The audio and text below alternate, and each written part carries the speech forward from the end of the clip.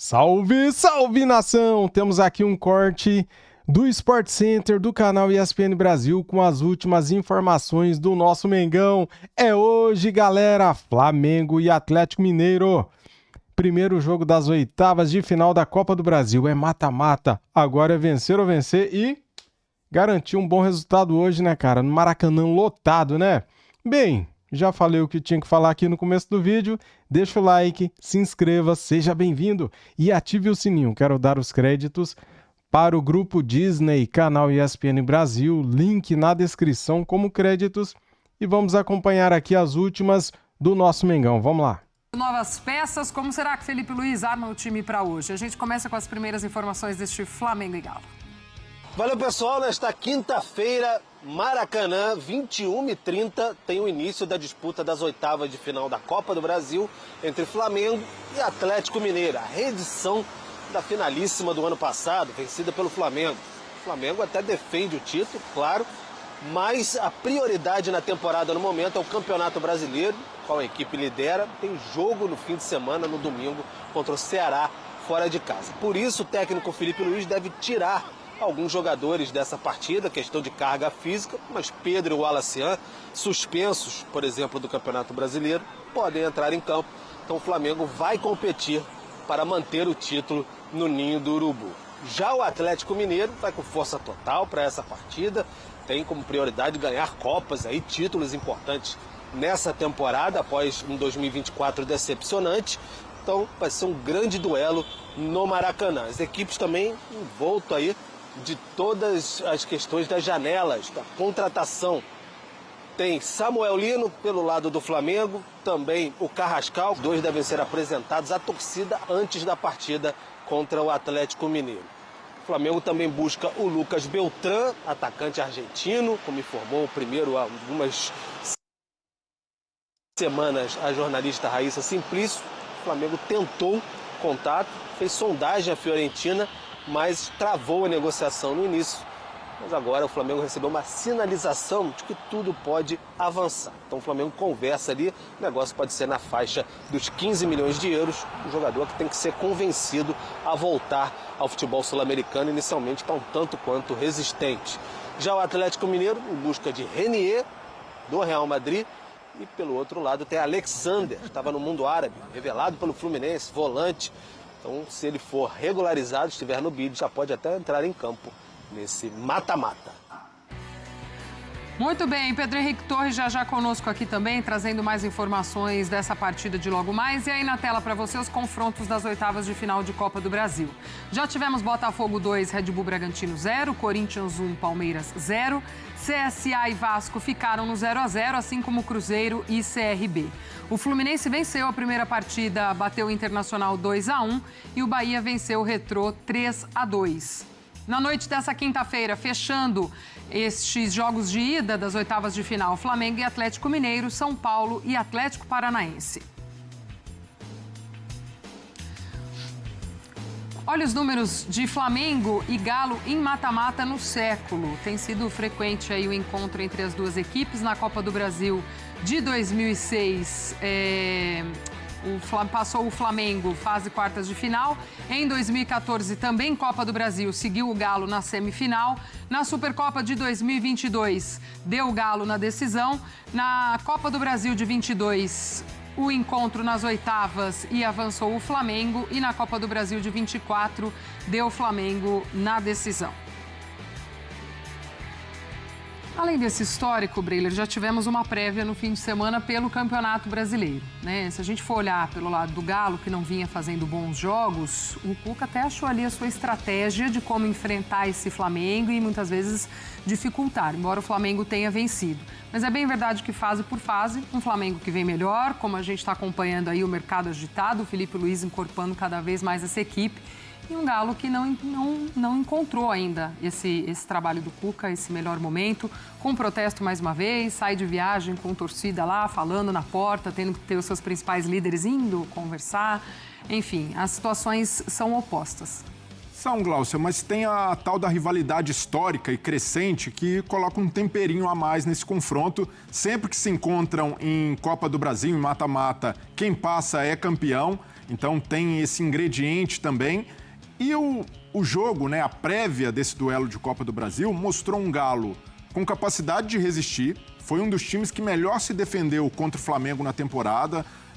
Marcações individuais no meio, um time muito pegador, subindo bem suas linhas quando necessário e até criando incômodo para a saída de bola do Flamengo, principalmente quando o Rossi tinha a bola, conseguiu gerar perigo dessa forma, o Rony quase marcou, né? Acabou desperdiçando aquela oportunidade tirada em cima da linha pelo Varela, mas é um Galo que novamente vai ter de demonstrar essa capacidade no Maracanã, de levar um bom resultado ou, na pior das hipóteses, uma derrota mínima para Minas Gerais, porque a gente sabe que o Flamengo tem mais repertório. E o time que tem mais repertório e também mais elenco, que é mais encaixado, tende a encontrar soluções. E o principal, o Galo mostrou suas armas e o Flamengo entendeu como o Galo deve jogar e, naturalmente, o Filipe Luís vai tentar, de alguma maneira, deixar os seus meio-campistas mais soltos, mais livres ali para trabalhar ou tentar se desvencilhar dessas perseguições individuais do Galo.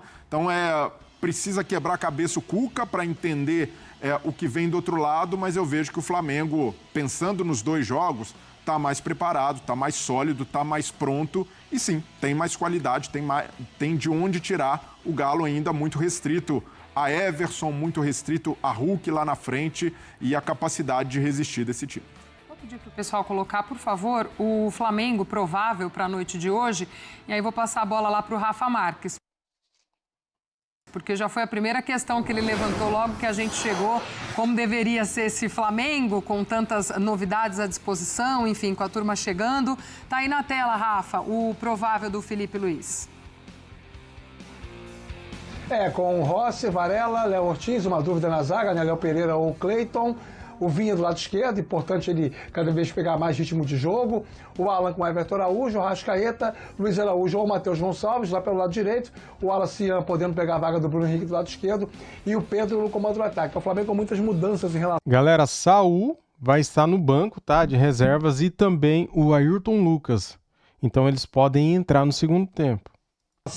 Aquilo que vem acontecendo regularmente em termos de Campeonato Brasileiro, mas igualmente poderoso do ponto de vista técnico, né? Se a gente for destacar as individualidades dos jogadores que estão à disposição para o jogo de hoje contra o Atlético Mineiro. O Flamengo tem, como você sabe, mais de onde tirar e o Filipe Luís consegue fazer essas rotações trabalhando no risco mínimo de você perder um pouco desse elan coletivo. O jogo do fim de semana no Campeonato Brasileiro foi um jogo interessante e até muita gente tratando como prévia, né, dessa disputa de vaga para as quartas de final do Copa do Brasil, mas o Flamengo venceu porque mereceu vencer, conseguiu até uma comparação direta com o Atlético, uma qualidade ofensiva de jogo melhor, em termos de volume de finalizações, em termos de posse de bola, mas não foi a diferença técnica que muita gente imaginava que pudesse ser, se comparados principalmente os momentos, né, de clube, de ambiente, de astral de um e de outro, né? Acho que o jogo encurtou um pouco essa distância. E assim, claro que é impossível não concordar com o Breler, projetando uma competição em 2 partidas, o Flamengo tem mais condições de barganhar essa classificação. Mas talvez por ser um franco atirador, o Atlético consiga ter um conforto um pouco maior no jogo de hoje, né? É muito mais fácil no futebol você destruir do que construir. E aí você pega esse time do Flamengo e vê algumas mudanças nas engrenagens de meio campo e lado de campo que podem causar impacto no jeito do time jogar. Eu não me refiro ao modelo tático de jogo, me refiro às decisões individuais. Se esse time que a gente colocou for mesmo escalado pelo Filipe Luís, a gente tem menos jogadores ali com uma capacidade mais individualizada de tomada de decisão em nome de um resultado prático para o time, né? E isso pode ser explorado pelo Atlético essa noite, por que não? O Flamengo, mesmo com essas mudanças, é favorito, tem repertório para poder vencer o jogo, mas acho que o Atlético, sendo um time jogando pelo erro, ocupando espaço, transferindo para o Flamengo essa responsabilidade por completo, pode causar algum tipo de problema para o Flamengo essa noite. Dá uma olhadinha também nesse provável Galo para o jogo de hoje. E aí, Breler, acho que é o que tem que se apegar demais esse Galo ao que fez no jogo mesmo de domingo, né? E vai muito na linha do que o Rafa estava falando também, né? Tá aí o provável time do Cuca também na tela pra gente. Acho que sem grandes mudanças, né? Tem sido também o time base do Cuca. Fausto Vera e Alan Franco foram fundamentais, né, no jogo do Campeonato Brasileiro. Nessas perseguições individuais, o Arrascaeta não conseguiu encontrar espaço por ali, o jogador mais criativo do Flamengo. Hoje, provavelmente, o Jorginho deve ser poupado, então tem um jogador mais forte fisicamente, que é o Everton Araújo do outro lado. Então o Atlético também precisa cuidar nesse aspecto, porque é um jogador com mais capacidade de marcação e você não precisa ter tanta gente ali para anulá-lo na saída de bola. E o Galo, que precisa também, nesse jogo, tentar fazer o que fez bem na pressão na saída de bola. E isso exige muito fisicamente. Então talvez aí o Cuca vai precisar pensar já nas mexidas para o segundo tempo para manter a intensidade, mas com esse ataque, com Rony e Coelho, que são jogadores com capacidade física de morder. O Rony, por exemplo, nessas pressões causou dificuldade para a defesa do Flamengo, um meio campo bastante encorpado, né? Gabriel Menino, Fausto Vera, Alan Franco e o Scarpa, o Galo consiga resistir novamente. Tem a volta do Lianco, que é importante, jogador que gosta desse tipo de jogo, que provoca, que faz ali o adversário sair, né, do seu esquadro. Isso também, pensando que o Galo vai jogar esse primeiro jogo fora de casa, pode ser um ponto a favor. Pegar muito do que deu certo pelo Campeonato Brasileiro e tentar replicar, e com um pouco mais de repertório ofensivo também, para não ficar só encolhido lá atrás, esperando o Flamengo jogar. O Galo foi muito bem quando adiantou sua marcação em determinados momentos e conseguiu roubar a bola lá na frente. E, Rafa, esse repertório ofensivo até que o Breiler diz, né? Acho que passa bastante também por esses jogadores que conseguem fazer mais essa beirada, né? O Coelho e o Rony, eles dão velocidade, trazem uma característica mais aguda também para o time, e isso pode ser importante num jogo como esse. Sem dúvida, até porque provavelmente vão ser as válvulas de escape, né? Partindo de um cenário teórico de Flamengo tentando ter a bola o tempo todo, jogando no campo de ataque, o Atlético vai precisar ter essas saídas em velocidade pelos lados. E eu acho que os dois fazem muito bem esse papel, até mais o Coelho do que o Rony. E eu não estou vendo só ao gol que ele perdeu no jogo do fim de semana, não. Eu estou me referindo ao todo. Acho que a produtividade para o time do Coelho é melhor, tem sido um jogador mais regular, mais frequente em campo e com uma contribuição técnica superior. Tanto que ele ganhou essa vaga pela bola, né? Pelo que ele vem jogando, pela amostra prática daquilo que ele pode fazer lá por aquele lado esquerdo, compensando aí as saídas, já principalmente do Rubens, que é um jogador que dava muito suporte nessas construções. Então acho que o Atlético consegue fechar bem com ele por ali. E se a bola vai ser, né, esse 3-4-3 do Cuca, vai virar mais uma vez um 5-4-1 e o Hulk sobrando na frente lá como o único jogador sem responsabilidades, sem a bola, né, sem ter que marcar ninguém, sem atribuições defensivas, preservado para os momentos em que o Atlético tiver ele a bola e levar o time ao ataque. Isso deve ser mais ou menos repetido em relação ao fim de semana, mas até com o Flamengo talvez precisando até ter um pouco mais de pressa no sentido de resolver o seu jogo, porque sabe que precisa adquirir uma vantagem para administrar no jogo da volta, do que foi a partida do último fim de semana pelo Campeonato Brasileiro. E efetivamente, né, a formação hoje que o Felipe Luiz vai colocar em campo, ela é como um todo inédita. Esse time nunca jogou junto. E isso também pode ter algum tipo de interferência. Por isso que eu acho que, apesar da diferença técnica que existe e do Flamengo ser o favorito, o Atlético tem o que explorar essa noite no Maracanã, Glaucia.